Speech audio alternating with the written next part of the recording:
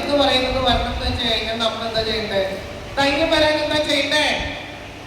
ധൈര്യം വരാൻ എന്താ ചെയ്യണ്ടേ? കടയിൽ നിന്ന് മരുന്ന് വാങ്ങിച്ച് കഴിച്ച ധൈര്യം കിട്ടോ? ഇല്ല.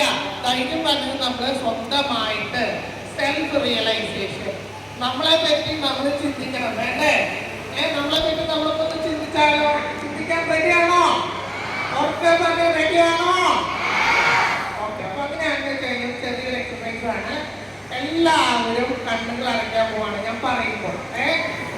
അത് കഴിഞ്ഞ് കഴിഞ്ഞാൽ അപ്പുറത്തെ ആള് കണ്ണ് തുറക്കുന്നുണ്ടോന്ന് ഓട്ടക്കണ്ണൊന്നും ഇട്ടിട്ട് നോക്കേണ്ട ആവശ്യമില്ല കേട്ടോ. എല്ലാവരും കണ്ണുകൾ അടയ്ക്കാം. Please close your eyes. കണ്ണുകൾ എല്ലാവരും അടയ്ക്കാം കേട്ടോ.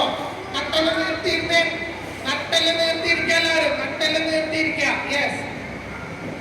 നമ്മളുടെ അച്ഛനെയും അമ്മയെയും നമ്മുടെ മനസ്സിൽ നമ്മൾ ഓർക്കാൻ പോവാണ്.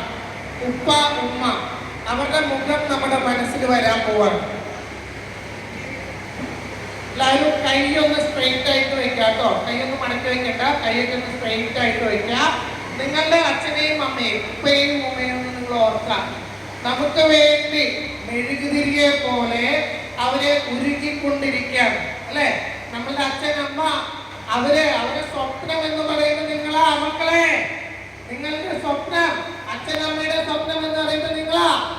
നിങ്ങള് നന്നായി പഠിക്കുമെന്ന് പറഞ്ഞ് ചെറുപ്പം തൊട്ടേ നിങ്ങൾക്ക് വേണ്ടിയിട്ട് അവര് മെഴുകുതിരിയെ പോലെ ഉരുകിക്കൊണ്ടിരിക്കാൻ.